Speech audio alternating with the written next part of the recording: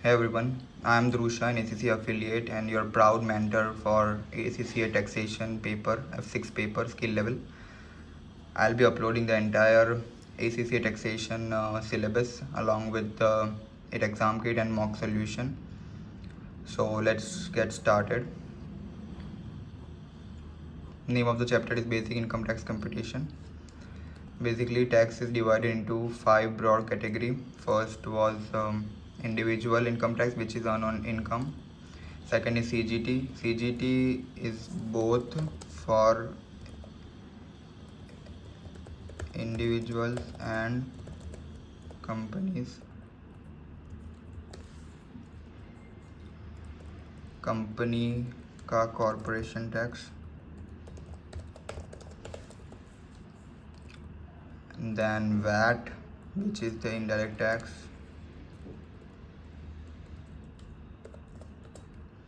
and inheritance tax.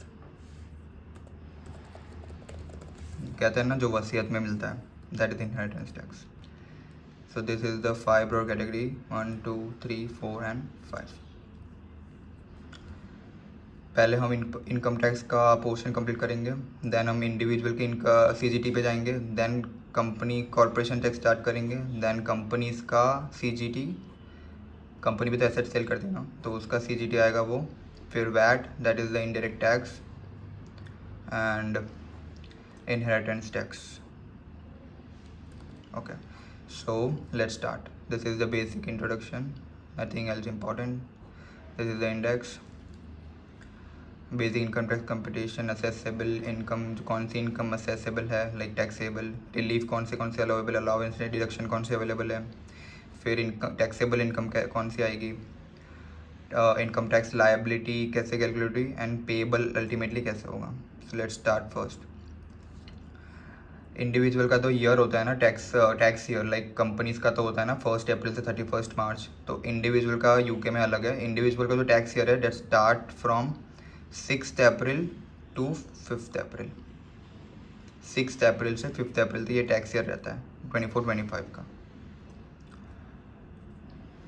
Individual के लिए अलग है, टैक्स कंपनीज के तो लिए सेम है. सो दोनों का अलग अलग है, तो don't get confuse individual and companies. उसके बाद हर एक इंडिविजुअल को पर्सनल अलाउंस करके मिलता है. And what is personal allowance? Personal allowance is a standard deduction जो इंडिविजुअल को मिलता है, डिडक्शन लाइक रिलीफ मिलता है एक टाइप का.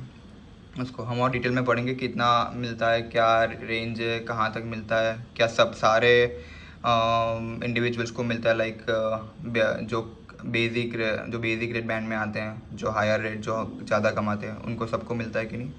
Will go through with that. So let's start first. PA is the amount of tax free income that in every individual entitled to tax. ठीक है, वो amount is reduced and potentially to nil for higher individual.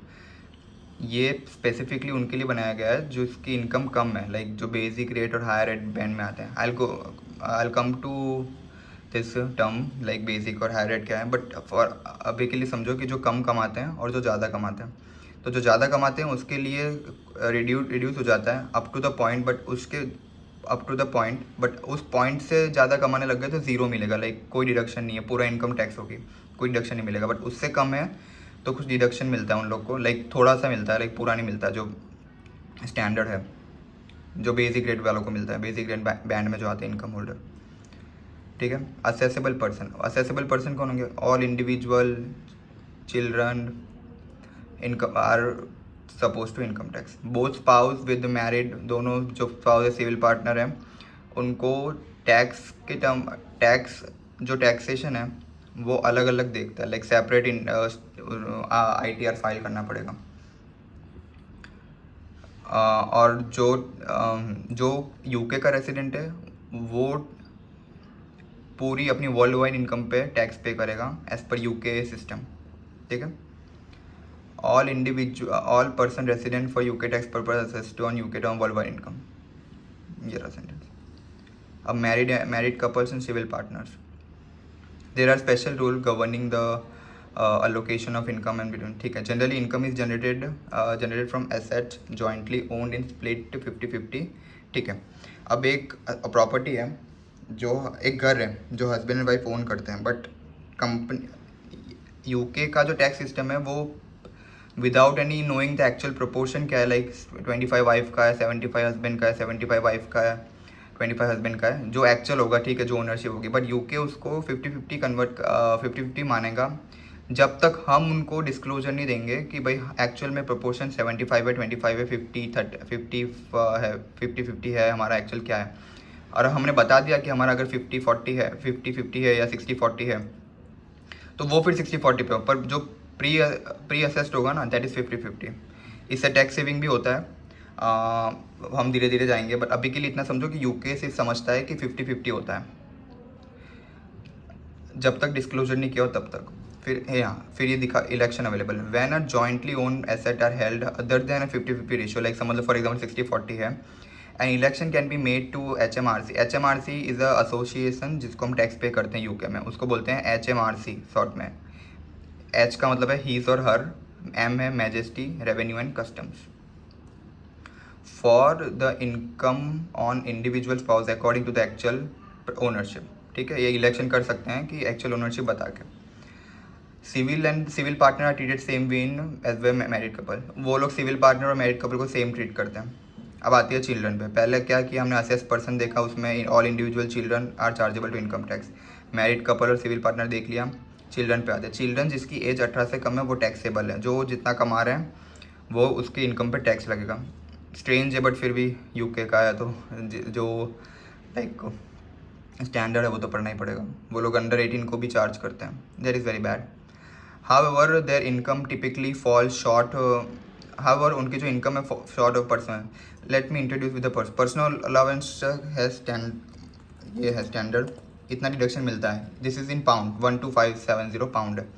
तो वो क्या बोल रहे हैं कि हाउएवर वो लोग एनुअली इससे कम ही कमाते होंगे, मतलब 18 से कम है तो लाइक पहला तो यही आएगा ना कि वो कम ही कमाता होगा। तो वो ये कि likely है कि typically fall short of their PA allowance of any tax and therefore no tax is liable, because अगर इतना कमा रहे और उसके बाद वो ये PA पर्सनल अलाउंस जो स्टैंडर्ड डिडक्शन है वो मिल जाएगा, तो एक्चुअल में तो इनकम तो जीरो ही हुई ना, तो वो टैक्सेबल नहीं होगा ऐसे। बट अगर इससे ज़्यादा है, फॉर एग्जांपल वो 18 से कम के पता नहीं कोई सिंगर विंगर कुछ है, टैलेंटेड गाई है, तो वो कमा रहा है, तो फिर तो ये 37,430 जो उसकी टैक्सेबल इनकम है वो टैक्स होगी ऐसे।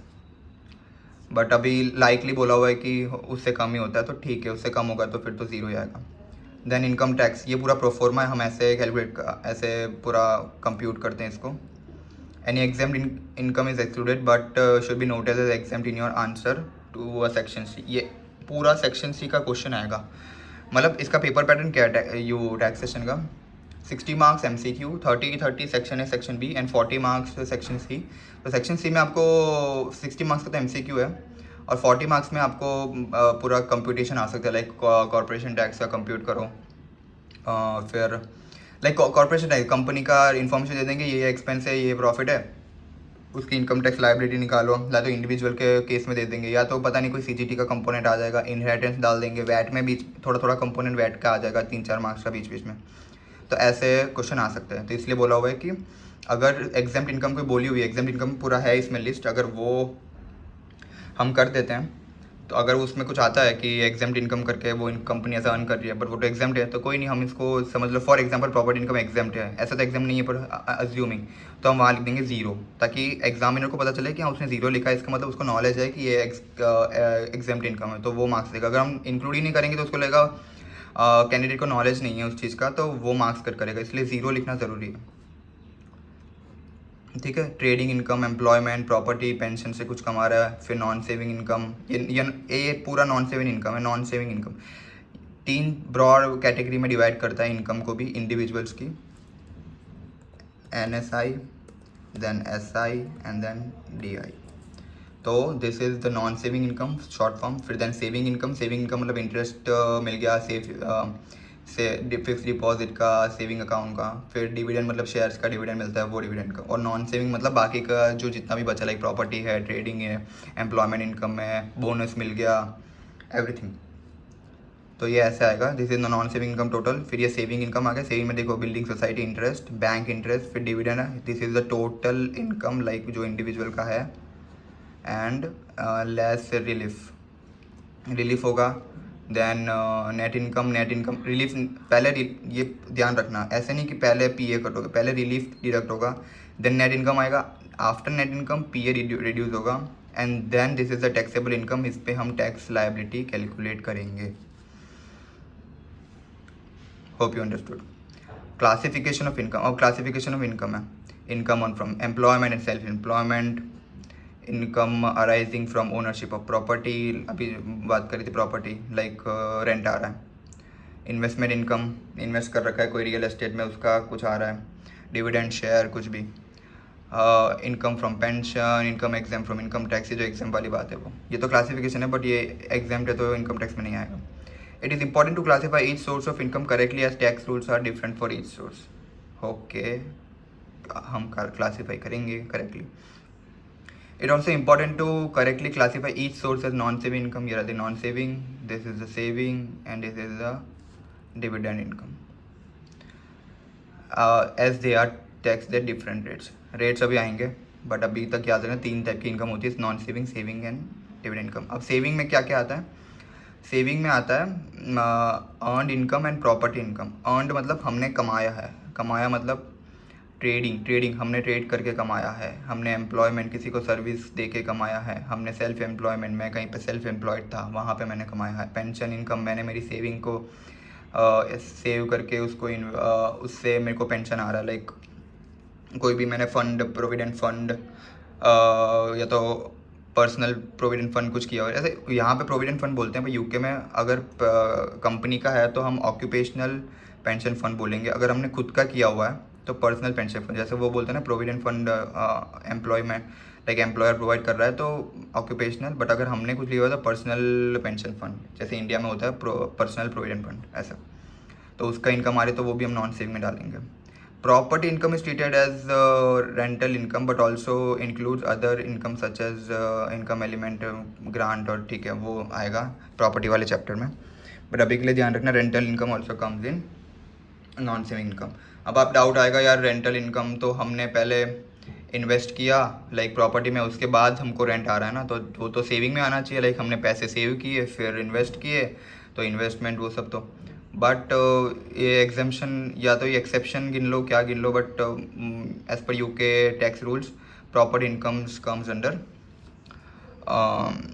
Non saving income. फिर ये इन्वेस्टमेंट की बात होती है, सेविंग हमने पैसे डाले usually bank, building society, interest और डिविडेंड मोर, ठीक है, dividend income. Examined income, exam कौन सी है? Interest from national saving and investment certificate. ये कौन सा है? ये है ना, यहाँ यूके में कोई इंस्टीट्यूशन होते हैं जिसको गवर्नमेंट ने क्लासीफाई कर रखा है, अगर उससे कोई इंटरेस्ट आ रहा है ना उस इंस्टीट्यूशन से, तो वो इनकम है ना वो एग्जाम्प्ट हो जाती है। तो लाइक मे बी मोटिवेशन गिन लो कि government wants to motivate us कि हम उसमें पैसे डालें, तो उससे जो पैसा आएगा एग्जाम्प्ट है और वो भी उस पैसे से ग्रोथ हो सके, तो may be that way you can consider it. फिर जो बैटिंग है, लॉटरी है, प्रीमियम, लॉटरी लग गई, बैटिंग, ड्रीम 11 बेस्ट एग्जांपल, फिर प्रीमियम बॉन्ड विनिंग, फिर income received from individual saving account. Individual saving account से जो इनकम आती है ना वो एग्जाम्प्ट है, बट ये एग्जाम्पशन गिनना क्योंकि सेविंग अकाउंट का जो इंटरेस्ट रेट होता है बहुत कम होता है, तो नेग्लिजिबल ही है, फिर भी वो लोग उसका एग्जाम्प्ट गिन रहे हैं, तो अगर नहीं टैक्सेबल भी होता तो ज़्यादा कुछ फ़र्क पड़ता नहीं, बट ठीक है वो कह रहे हैं तो एग्जाम्प्ट है तो एग्जाम्प्ट में। Reliefs are deducted from an individual total income. कहाँ reliefs are deducted from individual total income? ये रहा, इंडिविजुअल की टोटल इनकम है उससे लेस ये रहा अपना रिलीफ्स, ठीक है, वही चीज़ है।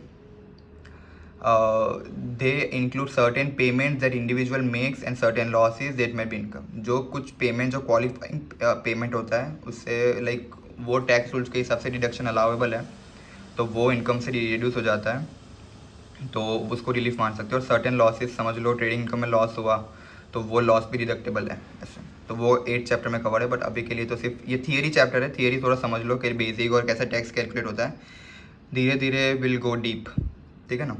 और वो मैं रेफरेंस भी देता रहूँगा, जैसे डिविडेंड इनकम में सेक्शन सी में कवर्ड है, ये प्रीमियम वाला पार्ट है वो प्रॉपर्टी इनकम में कवर हो जाएगा, सो डोंट वरी अबाउट दैट। और ये लॉस वाला है तो लॉस का पूरा चैप्टर है फुल फ्लैश, तो हम उसको अच्छे से डिटेल में पढ़ेंगे। सी ये रहा आ गया पीए। पीए कितना है एज पर ये ना फाइनेंस एक्ट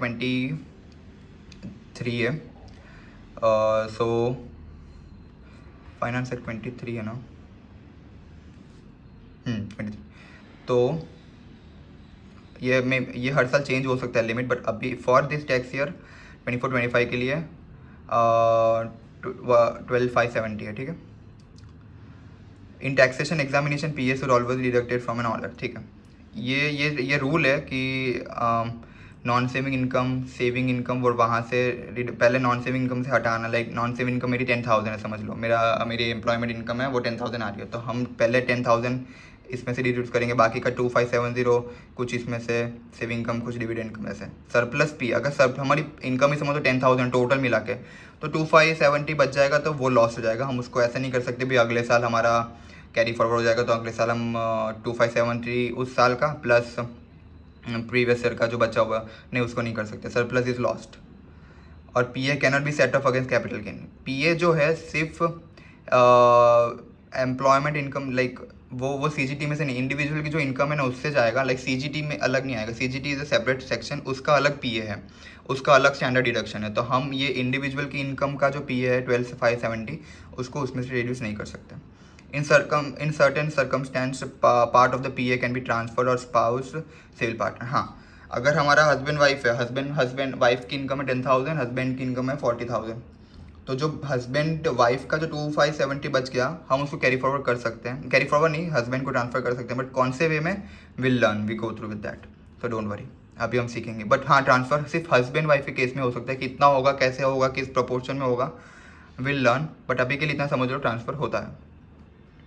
और हाँ, ये जो पीए है और ये जो टैक्स रेट्स है वो आपको लर्न करने की ज़रूरत नहीं है। पीए की जो लिमिट, लाइक ये लिमिट है थ्रेशोल्ड, वो आपको एग्जाम में वो आपको एग्जाम में प्रोवाइड करा होगा। लाइक पूरा टैक्स का टेबल होगा, तो वो लाइक ACCA वाले आपको नहीं चाहते कि आप ये सब लर्न करो, वो प्रोवाइड करके देंगे आपको। बट हाँ, जो चीज़ नहीं प्रोवाइड करके देंगे you have to learn, but जो प्रोवाइडेड है you can always take a reference of tax table in your examination. But I won't suggest you do that, because बहुत टाइम वेस्ट हो जाएगा, मतलब नहीं बनता करने का। बिकॉज अगर आपने इतना प्रॉपर प्रैक्टिस किया है ना, आई डोंट थिंक उसको नीड भी होगा आपको खोलने का भी, क्योंकि मेरे टाइम पे मेरे को नीड ज़रूरत नहीं थी। लाइक इतना प्रैक्टिस किया था मैंने, पूरा सिलेबस 3-4 बार कर लिया था, तो मेरे को ज़रूरत ही नहीं पड़ी थी। रिडक्शन ऑफ पीए। अब पीए, हाँ, हमने पहले बात की ना कि पीए मिलता है 1 to 570, बट उसमें लिखा हुआ था कि रिड्यूस होता है पीए फॉर हायर इंडिविजुअल, और कभी कभी तो नील भी हो जाता है, लाइक मिलता ही नहीं है। जो बहुत ही पैसे वाले लोग हैं उनको क्यों पीए देंगे भाई, उनको क्या ज़रूरत है टैक्स सेव, इनको इतना पैसा है, क्या ज़रूरत क्या सेव करने की। तो देखो लिखा हुआ है reduction of PA for high individual, like small individual को तो मिलेगा ही, लाइक बेसिक जो इनकम अर्न कर रहे हैं।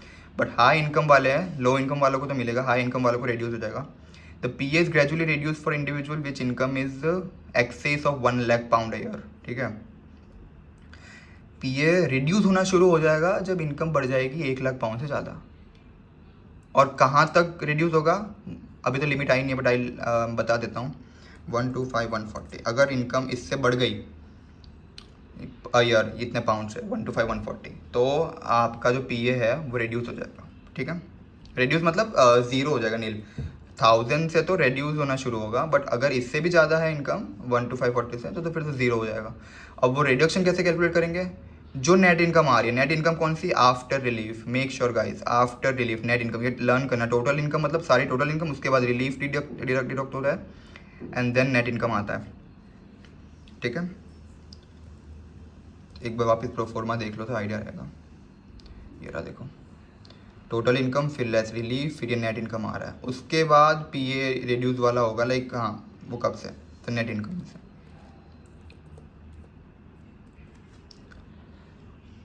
फिर नेट इनकम में से हम ग्रॉस गिफ्ट एड डोनेशन, ये डोनेशन अगर मैंने कुछ किया हुआ है तो वो रिड्यूस होगा।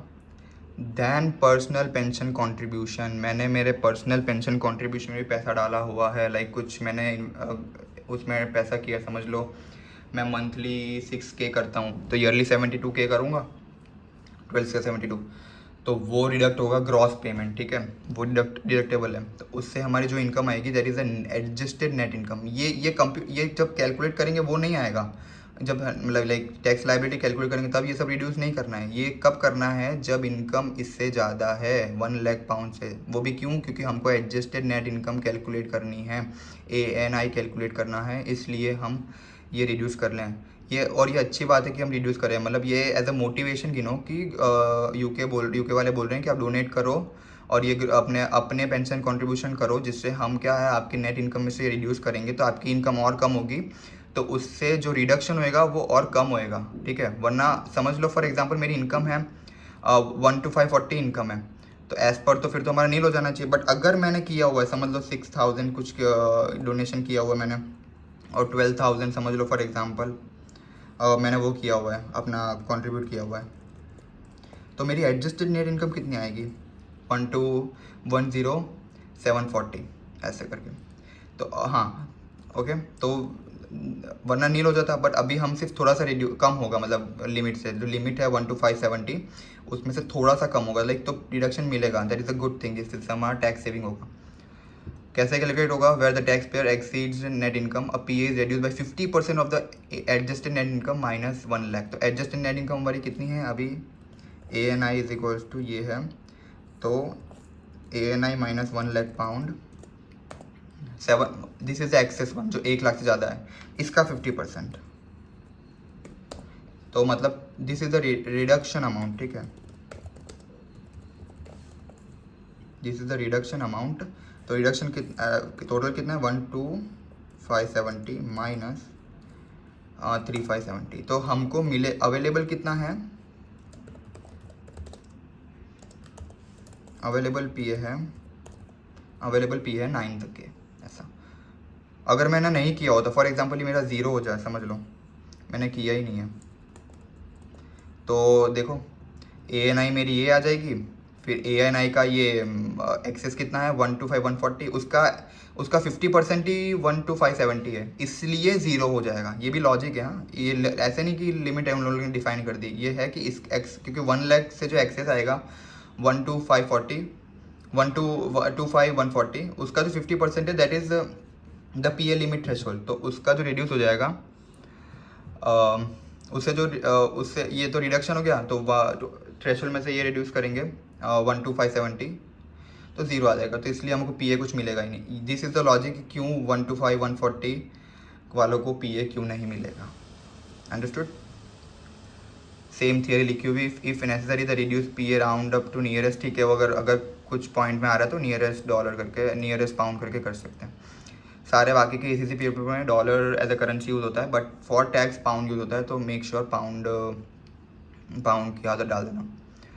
A taxpayer with ANI in excess of 1 to 5 140 will therefore entitled to no PA at all, as the excess above 1 lakh is twice the PA। twice मतलब 2 5 140 उसका 50% इज द थ्रेशोल्ड लिमिट, इसलिए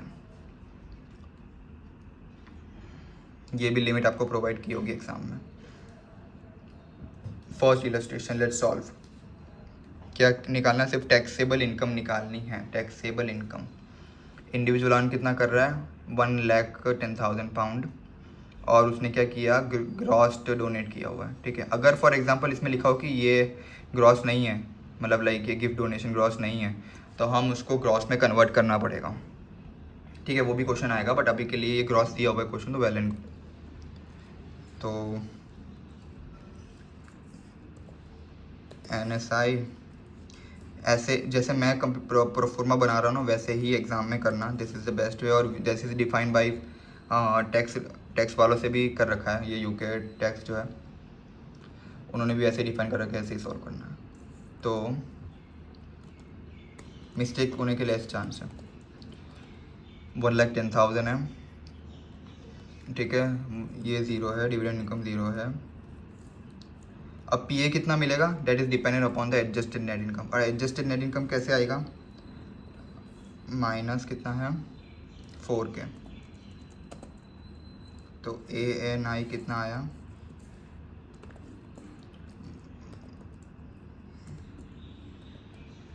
ठीक है,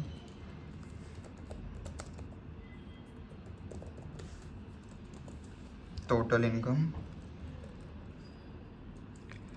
इसमें से अब P A reduce होगा। P A access कितना है,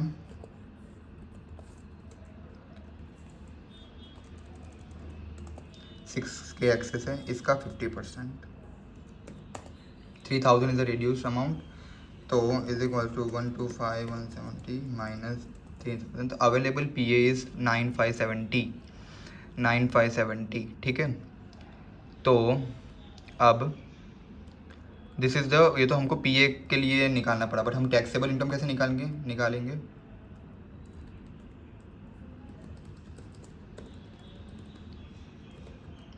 दिस इज़ द इनकम जो शो करी हुई है। अब सीधा टोटल इनकम में से लेस रिलीफ, पर अभी तो कोई रिलीफ कुछ दिया नहीं है तो वो ज़ीरो हो जाएगा। तो ये हमेशा स्टैंडर्ड रखना, लाइक इसी वे में करना। तो net income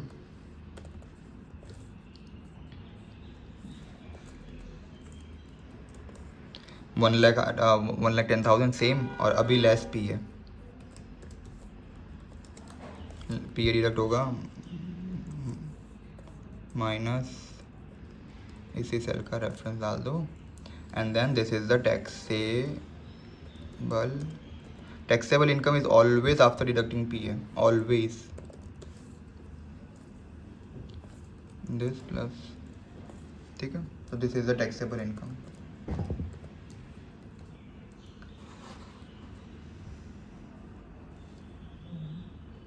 this is the P A. ये वर्किंग, अगर एग्जाम में क्वेश्चन आ गया लाइक सेक्शन सी में MCQ में नहीं कुछ वर्किंग दिखाना है, और तो सेक्शन सी में आ गया तो ऐसे वर्किंग शो करनी है, लाइक पूरा ऐसे सेम ऐसे मैं ऐसे किया ना वैसे ही कर लेना, कोई दिक्कत नहीं है। और थोड़ा लिख देना कि ये यहाँ पे ये एम्प्लॉयमेंट इनकम है और ये गिफ्ट कर रखा है, तो थोड़ा प्रेजेंटेशन ठीक कर लेना, ठीक है। तो मैंने जल्दबाजी में किया इसलिए। टेस्ट योर अंडरस्टैंडिंग आपको खुद को करना है। अगर कुछ नहीं समझ आता है, आई ड्रॉप माई लिंक्डइन प्रोफाइल, तो वहाँ पे आप DM कर सकते हो, वरना कमेंट कर देना, I reply to your comment, ठीक है।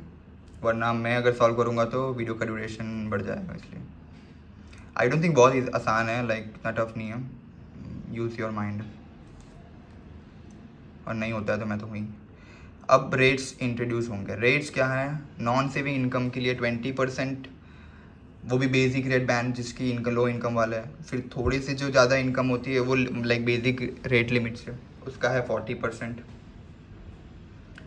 उससे ज़्यादा है बेसिक रेट, तो वो हायर रेट बैंड में आता है, like 20% basic, this is the 40% higher, and 45 is the additional 45 is the additional rate tax payer. This is the zero का मतलब बताऊंगा क्या है, बट वो एक रिलीफ दिया हुआ है सेविंग और डिविडेंड वालों को, तो I will come to that. But saving income का भी वही है 20, 40 और 45, बट डिविडेंड इनकम का रेट डिफरेंट है। जो सेविंग लो रेट बैंड में आ रहा है बेसिक वाले में, तो उनका 8.75 पे कटेगा, टैक्स लगेगा। 33.75 is for higher and 39.35 is for additional rate tax payer. Rates of income tax, ठीक है, रेट्स ऑफ इनकम टैक्स हो गया। अब हाँ, अब लिमिट आती है कि बेसिक रेट बैंड की लिमिट कहाँ तक है। तो 20% applies to the first 37700 of the taxable income, ठीक है। टैक्सेबल इनकम ध्यान रखना, टैक्सेबल अभी हमने कैलकुलेट किया taxable income after deducting P A. So जिसकी इनकम 3770 से बिलो आ रही है, taxable income comes under basic rate. उससे बढ़ गई 3770 से, बट 125 140 से कम है तो वो हायर रेट में आएगा, हायर रेट 40% लगेगा उसकी इनकम पे टैक्स। बट अगर वो 125 140 से ज़्यादा कमा रहा है तो उस पर 45% का टैक्स लगेगा। Like the more income you earn the more tax you have to pay, same as Indian authority. पिछले जब मैंने पेपर दिया था लाइक मेरे टाइम में, तो the limit was 1,50,000 for higher rate, for additional rate. इसका मतलब अब वो लोग ने और कम कर दिया इस लिमिट को, जिससे टैक्स उनको ज़्यादा मिले। होप यू गाइस अंडरस्टूड, क्योंकि पहले तो फिर तो उस टाइम पे तो 3770 से 150 था, 1,50,000, तो वहाँ तक 40% ही पे करना था। बट अब 125 140 से एक्सटेंड होता है स्ट्रेट 45% टैक्स, तो बढ़ा दिया उनको, टैक्स ज़्यादा चाहिए।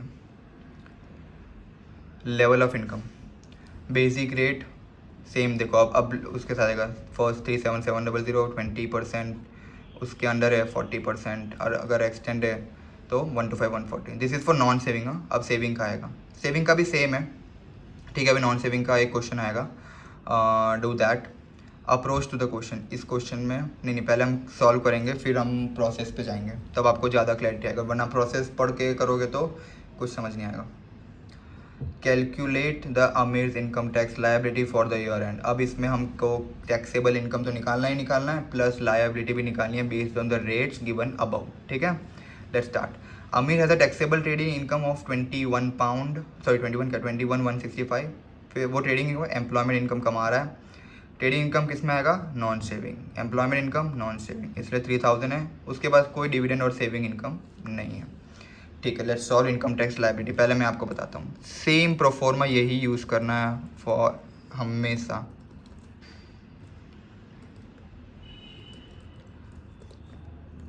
कितना है, 21165 इज ट्रेडिंग इनकम और 3K एम्प्लॉयमेंट इनकम। टोटल कितना आ रहा है,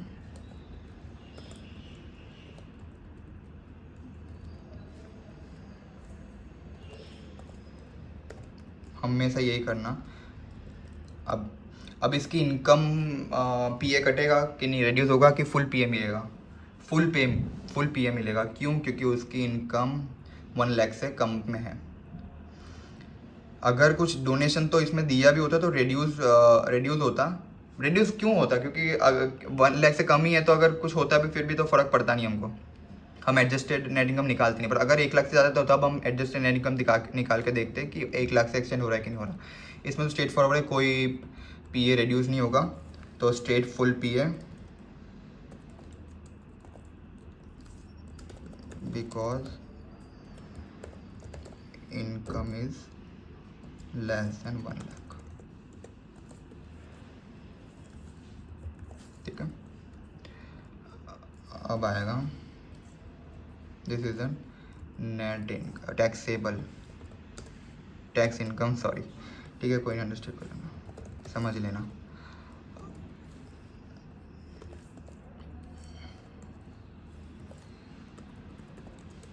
ठीक है,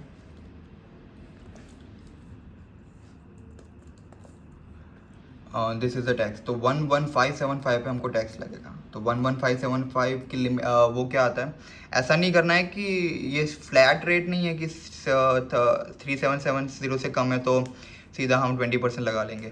this is the slab rate system, मतलब अप टू 3775 20%, फिर उससे बढ़ गया तो उस पर 40%, उस पर बढ़ गया तो 45। ऐसा नहीं कि 1,50,000 है तो 1,50,000 उसकी इनकम है तो सीधा 45% अप्लाई करना, नो। वो फ्लैट रेट होता है, UK follow slab rate system. इसका मतलब 150 का 150 इज़ द इनकम, ठीक है, उसमें से 3770 विल कम इंटू 20%। उसके बाद 125 140 माइनस, दिस अब टैक्सेबल इनकम ही है 1,50,000। उसके बाद मत बोलना कि पीए आपने रिड्यूस नहीं किया, ऐसे वैसे। दिस इज टैक्सेबल इनकम जो आ रहा है आफ्टर पीए भी है, वैसे तो पीए मिलेगा ही नहीं इसको, फिर भी just make the format consistent, ठीक है। तो 125 140 और 3770, this is the basic higher additional rate tax pay, ठीक है। ये लिमिट आपको बता, ये मतलब देखो 125 140 माइनस 37, मतलब इसमें इसके बीच में कितनी इनकम है, वो 0.4 में जाएगी, 40% टैक्स होगा, ठीक है। अब जो इनकम बची हुई है 150 माइनस 125 140 जो बैलेंस बची हुई है विल कम अंडर 45%। तो ये टोटल हमेशा करोगे ना तो 1,50,000 आ गया, सेम कॉपी पेस्ट। तो इसका मतलब यहाँ पे 150 आ गया, इसका मतलब आपने जो इनकम जो वो किया हुआ है, income distribution along with the tax calculation, वो सही आ गया, जिसका मतलब टैक्स सही है। तो दिस इज़ द आंसर। तो ऐसे होता है, डोंट डू कि अच्छा 150 है और तो हाई रेट में आ रहा है तो इसका मतलब this into 0.45, no, this is the completely wrong. Difference आएगा टैक्स में, देखो डिफरेंस कितना आएगा, 37। वैसे तो गलत है, फिर भी डिफरेंट कैलकुलेट करने का मतलब ही नहीं बनता, क्योंकि ये सब लाइक ये प्रोसेस ही नहीं है। जस्ट फॉर अंडरस्टैंडिंग, ठीक है। Let's move ahead. तो आ रहा है 2319, हमारा कितना आ रहा था, अच्छा हाँ अभी कैलकुलेट ही नहीं किया। तो ये तो इसका जो टैक्स इनकम है तो 11575 आ रहा है, तो is equals to this into 0.2, क्योंकि ये तो बेसिक रेट में ही है, तो 377, तो सेम आंसर आ गया 2319, ठीक है। डोंट थिंक कितना सिंपल क्वेश्चन आने वाला एग्ज़ाम में। ये तो कैप्लन इसलिए अच्छा है क्योंकि रूट से आपको ग्रो करेगा, रादर देन कि बीच में कोई like middle of the stage का कोई क्वेश्चन आ जाएगा डिफिकल्टी का, लाइक रूट से आपको ग्रो करेगा, तो that's why Kaplan is good. Income tax liability अब वापस निकालना, अब इसकी इनकम बढ़ गई, देखो अब इनकम आप है ना वो धीरे धीरे डिफिकल्टी बढ़ाएंगे, हायर रेट डाल दिया ताकि पता चले कि उसको कैंडिडेट को नॉलेज है कि नहीं बाइफर्केशन का, कि बेसिक और हायर रेट। फिर employment income 7K, same, no saving no dividend, अब उसकी इनकम टैक्स की लायबिलिटी निकालनी है, same process, copy, same proforma, paste, कितनी इनकम है 43765 is the income, 7K is the employment income, जितना आ रहा है स्टिल उसकी PA कम में है, लाइक ये लिमिट से कम है, तो हम फिर माइनस पूरा PA मिलेगा, 1 लाख से कम है तो पूरा PA,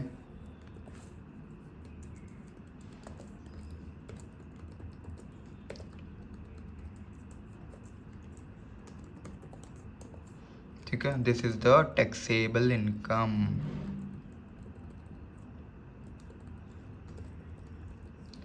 टैक्सेबल इनकम, ठीक है। अब इसमें जाएगा पहले का जो 3770 का जो लिमिट इसमें है वो बेसिक रेट बैंड है, तो उसकी जितनी भी इनकम है हो जाएगी 0.2 में 20% रेट ऑफ टैक्स। इनकम यही हमेशा इसी फॉर्मेट में रखना है, इनकम फिर ये टैक्स सिमिलर, तो इजी रहेगा एक्सेल में सॉल्व करने के लिए। और जो बची हुई है इज इक्वल्स टू 38195 में से 7700 तो हमने 20% पे चार्ज कर लिया, तो इसमें से अब एक बची हुई इनकम कितनी है, तो ये बची हुई जाएगी 0.4%, क्योंकि वो हायर रेट में आ रहा है, हायर रेट बैंड में।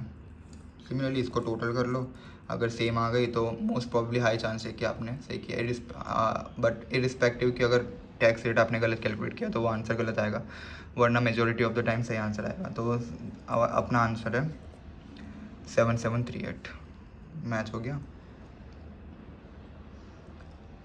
Another question, I will do all the illustration but test और अंडरस्टैंडिंग आपको सॉल्व करना है, उससे आपको क्लैरिटी आएगा, और इलस्ट्रेशन मैं करके सॉल्व करूँगा ताकि आपको पता चले कि सॉल्व एक्चुअली करना कैसे है, क्या प्रोसेस है, क्या अंडरस्टैंडिंग है, क्या लॉजिक से सॉल्व कर रहे हैं, ठीक है। Thomas has a trading income, अब देखो ये अब हायर रेंट पे जा रहे हैं वो लोग, एडिशनल रेट सॉरी, तो ताकि पता चले कि कैंडिडेट को नॉलेज है कि नहीं, कि वो बाइफर्केट कर सके बेसिक, हायर और एडिशनल में। कोई नहीं, हमको नॉलेज है, हम करेंगे, हम रैंक होल्डर है। Employment income of 33680, he does not have any other saving income और डिविडेंड, ठीक है, कोई दिक्कत नहीं, हमको उसकी इनकम टैक्स लायबिलिटी इस टैक्स ईयर के लिए फाइंड करनी है, ठीक है, कोई दिक्कत नहीं है। सेम प्रोफॉर्मा, सेम इनकम कितनी है 135। अब स्टूडेंट मिस्टेक, ये वाला मिस्टेक वाला क्वेश्चन है, आई विल कम विद यू, 33680, ठीक है, 168680 इज़ द टोटल इनकम आ रहा है। अब इसमें इसने कुछ किया हुआ है, गिफ्टेड डोनेशन क्वेश्चन में कुछ दिया हुआ है, PPC में कंट्रीब्यूट किया हुआ है, पर्सनल पेंशन नहीं, तो इसका मतलब 0 तो नेट इनकम में से नेट इनकम यही आएगी, क्योंकि ना कोई रिलीफ्स अवेलेबल है, तो net income is 168,680 minus 0, like gift aid contribution donation और वो PPC वो भी 0 तो एडजस्टेड नेट इनकम भी सेम ही आएगा, दिस इज, तो adjusted net income is more than 1 lakh, but it is also more than 125 140 which is the limit, कि उससे आगे होगा तो 0 आएगा, तो उससे भी ज़्यादा है तो हमको PA मिलेगा 0, तो this is the taxable income, इस पे हम टैक्स कैलकुलेट करेंगे। डोंट मेक्स मिस्टेक कि हम PA मिलेगा नहीं मिलेगा, नो PA नथिंग, ठीक है। क्वेश्चन आएंगे कि ये इनकम है, अगर लाइक हमको ऐसे गाइड भी करना होगा कभी कोई क्वेश्चन में कि अगर ये इसकी इनकम है, अगर इसको टैक्स सेव करना है, पहले टैक्स निकालते हैं, फिर आपको सेविंग में थोड़ा जाऊँगा, थोड़ा मज़ा आएगा सेविंग वाले को, थोड़ी उसमें ना दिमाग उल्टा चलाना पड़ता है सेविंग में। तो यू गाइज विल एन्जॉय। ठीक है, तो 37700 तो कितना आएगा 0.2 पे 125 minus 87440 is the higher rate की लिमिट, और एडिशनल की कितना होगा माइनस, एडिशनल तो पूरा ही आ जाएगा ना, दिस माइनस 125 जो हायर रेट की लिमिट है, दिस इज़ द एडिशनल। ठीक है, तो दिस इंटू 0.4, दिस इंटू 0.45। ठीक है, टोटल इनकम सेम आ गए, विच इज़ द लाइकलीहुड की आंसर सही है। 62109 is the tax liability. Let's check the answer. 62109, ठीक है, करेक्ट आंसर आ गया।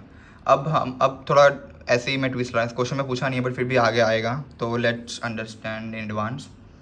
अगर ये है ना, ये समझ लो ध्रुव है, ठीक है, मेरा नाम ध्रुव है, ये ध्रुव मेरी लायबिलिटी है। मैं मेरे ना कंसल्टेंट को बोल रहा हूँ, टैक्स वाले को, यार मेरी इनकम इतनी है और मेरे को ना टैक्स 62109 पे करना है, which is how many % of my income, 37 approximate 37% तो मैं टैक्स पे कर रहा हूँ। लाइक ये जो फ्लैट आ रहा है, ऐसे तो मैं मिक्स में कर रहा हूँ 20-40-45 के बीच में, बट जो फ्लैट रेट आ रहा है लाइक पूरा, तो वो 37 हो रहा है।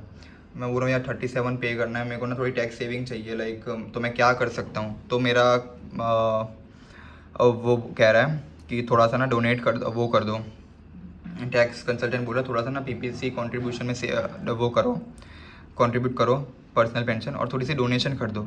तो मैंने बोला ठीक है डोनेशन कर देता हूँ, कोई दिक्कत नहीं है, उससे मेरी टैक्स सेविंग भी कम होगी, टैक्स सेविंग होगा। बट मैं फिर बोलता हूँ यार मैं डोनेशन कर रहा हूँ तो मैं पैसे तो मेरा वैसे भी जा ही रहा है ना, लाइक फॉर एग्जांपल, ठीक है मैं इकोनॉमिकली कर रहा हूँ बट पैसा तो मेरा जा रहा है। जैसे मैं अगर मैं एडिशनल टैक्स पे कर रहा था तो टैक्स वालों पैसे ले रहे थे, अब डोनेशन वाले ले रहे हैं, तो मेरा तो पैसा जा ही रहा है।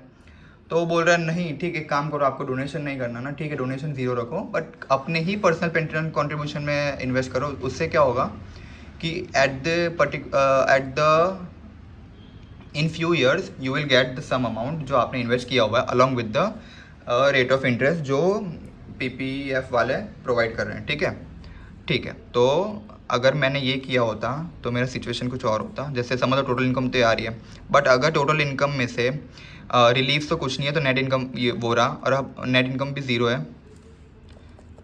नेट इनकम 0 नहीं है, नेट इनकम सेम वही है क्योंकि रिलीफ 0 है ना, तो डिडक्शन 0 होगा। अब नेट इनकम, अब हमको एडजस्टेड वो फाइंड करना है, adjusted net profit, adjusted net income. ठीक है, तो ANI के लिए क्या प्रोफॉर्मा था, ANI के लिए net income cell reference less था गिफ्ट डोनेशन और ये PPC personal pension contribution. But मैं उसमें तो 0 कर रहा हूँ कि भाई मेरे को तो पैसा जा रहा है, पर मैं मेरे कंट्रीब्यूशन में समझ लो 50,000 डोनेट वो कर रहा हूँ ईयरली। ठीक है, ओके, तो मैं डोनेट कर रहा हूँ, तो मेरी एडजस्टेड नेट इनकम कितनी हुई 18। तो नेट एडजस्टेड नेट इनकम इसका मतलब 125-140 से कम आ गया, तो मेरे को PA मिलेगा बट रिड्यूस्ड वाला मिलेगा, पूरा नहीं मिलेगा। तो कितना रिड्यूस होगा, दिस माइनस 1 लाख का एक्सटेंड जो लिमिट है, तो इसका 50%, this is the reduced amount. तो टोटल PA कितना था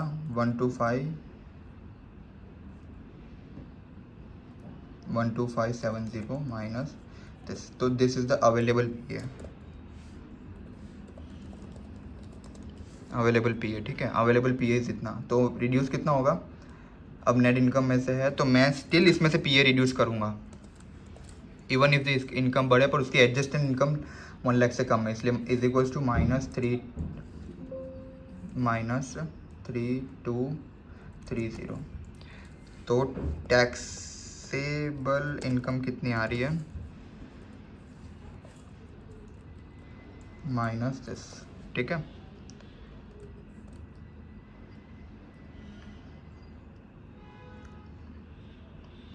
this is the taxable income. अब टैक्सेबल इनकम सेम इसी तरह कैलकुलेट करना है, टैक्सेबल इनकम जिसे हमें ये इस वाले क्वेश्चन में किया था। ठीक है, तो हम करते हैं सेम इस तरीके से वापस, यहाँ तक तो सिमिलर ही होगा। ठीक है, अब बचा difference, 1 give cell reference minus 125-140 equals this into 0.2, this into 0.4, this into 0.45, ठीक है। टोटल 165,450 आ गया। लाइकली का आंसर सेम होगा। तो सी, मेरा एक पीए कंट्रीब्यूशन करने के पीपीसी की वजह से मेरा टैक्स लाइबिलिटी पहले आ रही थी 62,109, बट कंट्रीब्यूशन करने के बाद आ रही है 60,655.5, ठीक है। तो सेविंग कितना हुआ 1453.5। वो सेविंग का कारण बताऊँ क्या है? कारण है कि मुझे पीए मिल गया। पहली बार में पीए नहीं मिला था मेरे को, पीए ज़ीरो था क्योंकि मैंने कोई कंट्रीब्यूट नहीं किया, बट अब मेरे को पीए मिल गया तो मेरा सेविंग हो रहा है 1453.5। ये इसको कैलकुलेट करने का शॉर्ट फॉर्म भी होता है, लाइक हम शॉर्ट वे में कर सकते हैं, but will come later on that. वो थोड़ा सेविंग का पार्ट है तो आएगा आगे, बट मैंने एडवांस में बता दिया आपको कि थोड़ा नॉलेज रहेगी। हाँ, कंट्रीब्यूशन करने से मेरा सेविंग हो रहा है, आपका दिमाग चलने लग जाए कि हाँ ऐसे सेविंग होता है टैक्स सेविंग, ठीक है। तो आपको लगेगा यार 1500 ही तो 1450 तो बचे हुए हैं, बट अगर आप INR में देखोगे उसको तो पूरा 1.5 लाख रुपये होता है 100 रुपये के हिसाब से। So it's a good way to save. और इन कपल ऑफ ईयर्स और जितना ईयर का भी हमारा फंड होगा, हम जब भी विड्रॉल करेंगे तो हमें वो पैसे भी मिल जाएंगे, तो अपने ही पैसे हुए। बट हाँ, डोनेशन करने से भी एक होता है कि CSR लाइक सोसाइटी को भी अच्छा लग रहा है, इकोनॉमी भी हो रही है, गवर्नमेंट भी खुश है, हमारी सेविंग भी हो रही है, तो इस तरह से डोनेशन पार्ट प्ले करता है लाइक। बट हम सेल्फिश हैं कि भाई हमको ही सारा अपना पैसा चाहिए, तो हम पर्सनल पेंशन कंट्रीब्यूशन कर सकते हैं।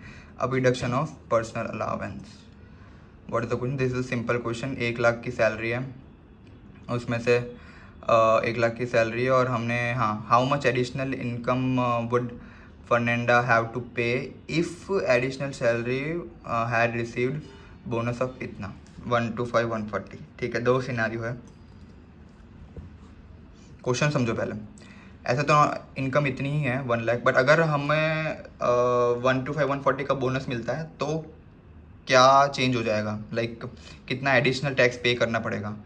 तो एक बार सोचो कि हाँ, सिर्फ अगर मुझे 1 लाख मिले उस पर कितनी लायबिलिटी आएगी, और अगर ये बोनस मिल जाए टोटल इनकम में, फिर टोटल इनकम में ऐड हो जाएगा बोनस का पार्ट, फिर उसमें तो मैं टैक्स लायबिलिटी कैलकुलेट करूँगा, जो टैक्स लायबिलिटी आएगी और वर्सेस जो पहले टैक्स लायबिलिटी कैलकुलेट की थी जिसमें बोनस पहले कंपोनेंट नहीं है, उसका डिफरेंस सिंपल, वो एडिशनल टैक्स होगा। Let's continue. एकदम सिंपल क्वेश्चन है, कोई दिक्कत नहीं है, सिंपल अच्छे से सुनोगे ना टैक्स आसान है, रैंक लाओगे। बट हाँ, बहुत सारे रूल हैं आई नो, तो रिवीजन इज़ बहुत इंपॉर्टेंट कि भूल ना जाओ कॉन्सिक्वेंस हर एक चीज़ में। जैसे हर एक चीज़ में इसमें PA reduce, adjustment, adjusted net income निकालना, फिर रिलीज, फिर टैक्स लायबिलिटी में भी तो कुछ और डिफ़िकल्टी आएगी। आई विल कम ऑन दैट, तो ऐसा ही होना चाहिए,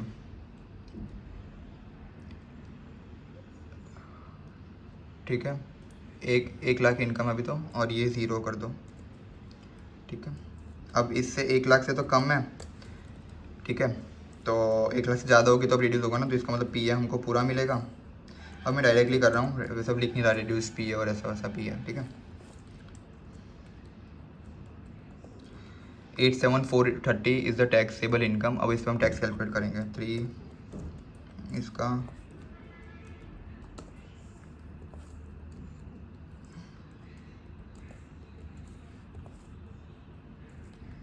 समझना, ये मैंने क्या किया, ये मैंने किया इतनी 87,430 में से 3,770 20% पे जाएगा, बचा हुआ जाएगा 40 पे, क्योंकि इनकम लेस देन 125,140 है ना, तो सब कुछ 40 में ही जाएगा, तो इसलिए 4.5 का 0.545 का कुछ वो है नहीं, सिग्निफिकेंस नहीं है अभी, ठीक है। This is the tax liability coming, ठीक है, 25,432। अब सेम सिनेरियो लेता हूँ कि मेरी ना वो आ गया, बोनस मिल गया मेरे को, उस सिचुएशन में मेरा टैक्स का क्या सीन रहता है। अब मज़ा आएगा देखना। अब समझ लो मेरा बोनस कंपोनेंट में ऐड हो जाएगा 125,140। अब इनकम कितनी हो गई 125,140। अब कोई रिलीफ नहीं है और कोई गिफ्ट डोनेशन नहीं किया हुआ, क्योंकि क्वेश्चन में मेंशन नहीं है कोई, और पीपीसी भी नहीं किया हुआ। इसका मतलब income is 125,140 which is twice which is more than the 1 lakh or twice the PA threshold, ठीक है, क्योंकि 125 740, ठीक है,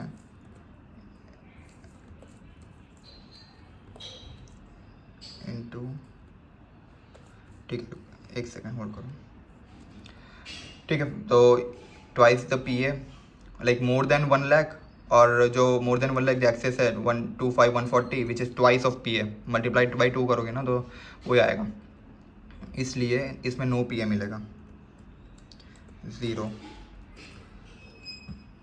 तब हमारी टैक्सेबल इनकम कितनी हुई, सेम, बराबर। अब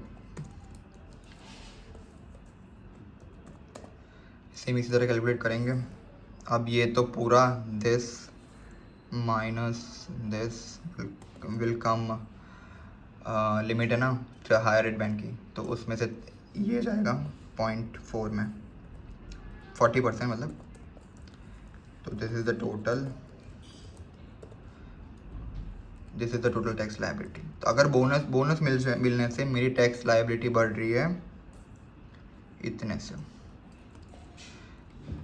सी 25 150 का बोनस मिल रहा है, 140 25 140 का बोनस मिल रहा है मेरे को, उसमें से मैं 15,000 तो एडिशनल टैक्स पे कर रहा हूँ, मतलब सिर्फ मेरे जेब में कितना पैसा गया एडिशनल बोनस मिलने से, और 10 5 6, थोड़ा रिलेट करना, थोड़ा समझना कि मैं क्या कर रहा हूँ, है ना, थोड़ा रिलेट करना कि बोनस मिलने से, तो this is the additional tax पे करना है। सी ये अगर नहीं होता तो 27432 था, बट अगर मिल गया बोनस मिल गया तो टैक्स लायबिलिटी नहीं आ रही है, डिफरेंस इज सेम दिस, और ये शॉर्ट वे में कर सकते थे, this is the short way of calculating saving, but I won't suggest you do that, because इसमें ना कभी कभी बहुत जन मिस्टेक कर देंगे। अगर बहुत क्लैरिटी है कि क्या क्या डिफरेंस की वजह से टैक्स चेंज हो रहा है तो ही ये कर सकते हो, इसको बोलते हैं मार्जिन पे प्ले करना। समझा देता हूँ कैसे होता है। देखो इन लोग ने क्या किया कि टैक्स लायबिलिटी तो 1 लाख इनकम तो सेम ही है, फ़र्क कितना आ रहा है 25 140 की वजह से। अब 25 140 का इनकम आ गया तो वो मेरे को पे कितना करना पड़ रहा है 40%, ठीक है। वो 1 लाख के केस में नहीं था, 1 लाख के केस में था ही नहीं, तो हम 40% पे ही नहीं किया, तो एडिशनल कितना पे किया, तो 25 140 तो आ गया इनकम, और वो 40% बैंड में आ रहा है तो 0.4 आ जाएगा। बट अगर समझ लो मेरा बोनस होता 30,000 होता तो बाकी के जो 5,000 आ रहे हैं ना वो 0.45 में चला जाता है, क्योंकि इनकम बढ़ जाती है 125 140 में से, तो वो बाकी का जो डिफरेंस अमाउंट आएगा हम वो भी करेंगे कि वो 45% टैक्स पे, तो एडिशनल टैक्स कैलकुलेशन में, तो जो 5,000 आएगा वो 45 पे कैलकुलेट होगा। बट अभी तो इसमें 25 140 दिया हुआ है तो वो 40% पे आएगा, और 40% पे आने से मुझे पीए नहीं मिला, जो चीज़ मुझे 1 लाख में मिल रही थी पीए वो इसमें नहीं मिली, तो 1 लाख में मिल रही थी तो मैं 40% पे टैक्स बचा रहा था, मतलब लाइक वो पूरा मैं 37700 से तो लाइक इनकम ज़्यादा थी ना 1 लाख, तो वो मैं हायर रेट बैंड में फॉल कर रहा हूँ, इसका मतलब मेरा जो पीए डिडक्ट हो रहा है वो 40% पे सेव हो रही है, ठीक है। लाइक पीए 40% पे सेव कम होने का मतलब क्या है कि जो top slice of the income होता है ना उसमें से पीए रिड्यूस होता है, तो top slice of the income उसकी है हायर रेट बैंड, तो उसमें से हम रिड्यूस होगा, क्योंकि 1 लाख का 37700 तो वो है बेसिक रेट बैंड, बाकी का जो अमाउंट बचा डेट इज नॉट टॉप लाइस, मतलब जो आगे की अमाउंट है फर्स्ट अमाउंट वो ज़्यादा की है, तो इसलिए हमारा 40% पे टैक्स पे हो रहा है, तो 40% पे टैक्स पे हो रहा है तो इसलिए उस पर हम एडिशनल 40%, और एडिशनल 125 140 मिलने से मेरा जो बोनस अमाउंट है मिला मेरे को, जो उससे मेरे को पीए नहीं मिला, क्योंकि मेरी इनकम एडजस्टेड इनकम बढ़ के हो गई 125 140 विच इज़ द लिमिट, कि पीए उससे आगे नहीं मिलेगा, तो इसलिए उसके वजह से मेरे को एडिशनल टैक्स पे करना पड़ा, तो 10056 और 5028 ऐसे होगा। आई नो थोड़ा कन्फ्यूजन लगा होगा, but if you want you can listen the this lecture again, like ये इसका टैक्स सेविंग वाला पार्ट, तो 2-4 बार सुनोगे ना तो आई थिंक क्लैरिटी आ जाएगा कि मार्जिन पे कैसे प्ले करना है। बट अगर आपको थोड़ा सा लॉन्ग मेथड जाना है तो यू कैन डू दिस। ये तो समझाने में टाइम लग रहा है, बट इवन इफ़ आपको ये सोचोगे ना इतना, तो ये सोचने और ये फटाफट सॉल्व कर लोगे लाइक एग्ज़ाम में, लाइक तो इतना टाइम नहीं लगेगा उससे, लाइक ठीक है गिन के 10-15 सेकंड ज़्यादा लग जाएंगे वन, बट आपको कॉन्फिडेंस से आंसर आएगा। इसलिए कैलकुलेट कर लोगे फिर भी वो लगेगा यार मिस्टेक तो नहीं कर रहा, तो वो फ़र्क आ सकता है इसलिए।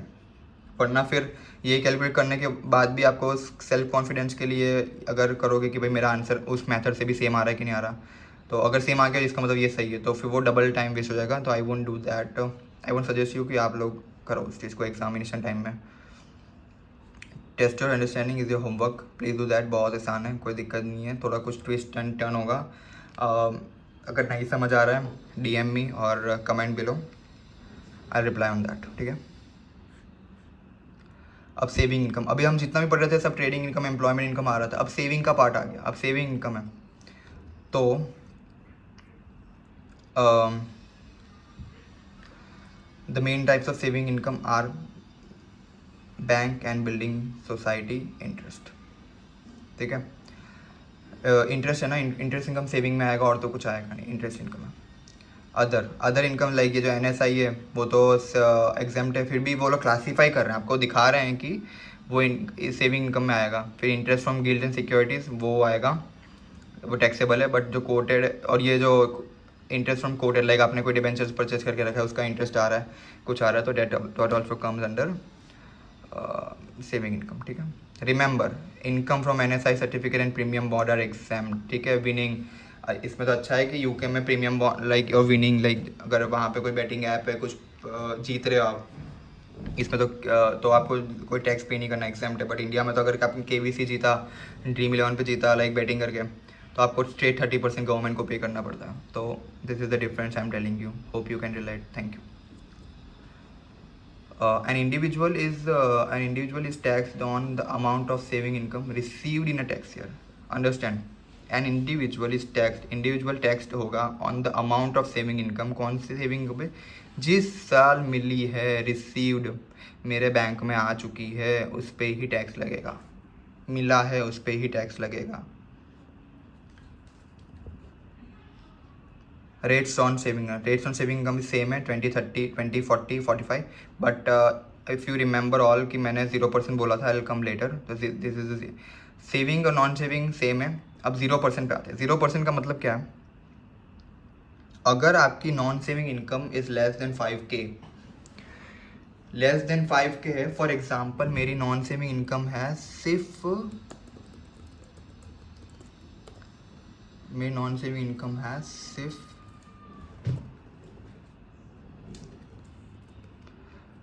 इनकम है सिर्फ 3K, 3,000 रुपये।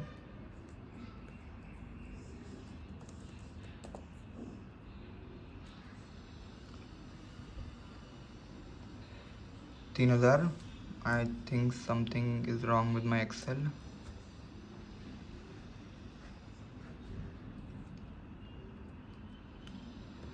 ठीक है, let's understand this part and we'll fix it after the break.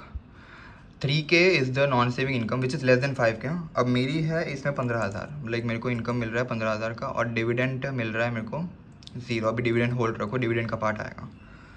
तो क्या बोल रहा है टैक्स वाला कि अगर आपकी इनकम 5K से कम है ना, नॉन सेविंग वाली पार्ट, तो सेविंग इनकम का जो 2,000 बचा हुआ है, लाइक 3,000 तो उसका, लाइक 5K से कम, तो 5K माइनस जो नॉन सेविंग इनकम का जो डिफरेंस है, उसका जो लाइक 2K बचा इसमें, वो जाएगा सेविंग इनकम के 0% पे। मतलब सेविंग उतनी 2,000 की जो सेविंग इनकम है 15,000 में से, वो 0% टैक्स होगी। ऐसा अगर समझ लो मेरा ज़ीरो ही है, ये ज़ीरो ही है, मेरी कोई इनकम ही नहीं है, मैं सिर्फ सेविंग इनकम, मैं बैठ के सिर्फ FD का इंटरेस्ट कमा रहा हूँ, तो वो 15,000 आ रहा है। तो 15,000 आ रहा है, तो 5K, 0 माइनस 5K, इसका मतलब 5K। तो 5K है वो 15,000 में से जो 5K अमाउंट है वो 0% पे टैक्स पे होगी। बाकी की जो 10,000 है वो सेम जो बैंड में आ रहा है उस हिसाब पे टैक्स लगेगा। But this is the saving जो उसने बोला है, उसको बोलते starting rate 0% band. In addition basic और higher rate tax payer are entitled to a saving income nil rate band, ठीक है। और नील रेट बैंड है ये, दिस इज ये अलग है, ये नॉन सेविंग से रिलेट होता है 5K वाला। अब जो एडिशनल रेट बैंड है वो बोल रहे हैं कि जो जिसकी total income like taxable income आ रही है बेसिक रेट बैंड में, या तो उसकी वो इंडिविजुअल फॉल कर रहा है बेसिक रेट बैंड में और वो और हायर रेट में बैंड कर रहा है, तो उसकी फर्स्ट 1000 लाइक जो बेसिक रेट टैक्स पेयर है उसकी फर्स्ट 1000 विल टैक्स एट 0%। जो हायर रेट इंडिविजुअल है, हायर रेट टैक्स पेयर, उसकी 500 ही जाएगी 0% पे, क्योंकि वो ज़्यादा कमा रहा है ना, तो उसको लिमिट कम हो जा रही है उसके लिए, इसलिए। और जो एडिशनल वो तो ज़्यादा ही कमा रहा है लाइक, तो उसको क्या ही पीए की ज़रूरत है, वो इतना पैसा कमा रहा है, उसको क्या ही रिडक्शन की ज़रूरत है, तो और उसके लिए तो saving rate nil rate band भी 0 मिलेगा। तो सेविंग इनकम में दो चीज़ है, सेम 20 40 45 तो है ही, बट अगर मेरी net non saving income is less than 5K, तो जो डिफरेंस आ रहा है 5K माइनस का जो अभी जो है प्रेजेंट नॉन सेविंग इनकम, उसका डिफरेंस जैसे कि समझो फॉर एग्जांपल अपने केस में था 2000, तो 2000 नॉन सेविंग का 2000 विल कम एट 0%। उसके बाद 0% के बाद वापस देखना है, सी अब इसमें तो 0% वो है ना, समझ लो मेरी 3000 थी, तो 0% ये 2000 of 15K will tax at 0%, बाकी 2000 एट 0%, बाकी की ये तो 15K ही है, इसकी तो सैलरी 15K और 18K लेस देन 337, तो बेसिक रेट में आ रहा है, तो इसको मिलेगा 1000। उसके बाद जो उसकी 1000 की जो है इनकम, सेविंग इनकम, वो जाएगी 0% पे, ठीक है। उसके बाद इसका मतलब 15K में से 3000 0 पे गई और बाकी की बची 12K, वो जाएगी रिस्पेक्टिव रेट ऑफ इंटरेस्ट से, ठीक है। ऐसा this is the way it is calculated. So hope you understood. Let's meet after the break. Thank you.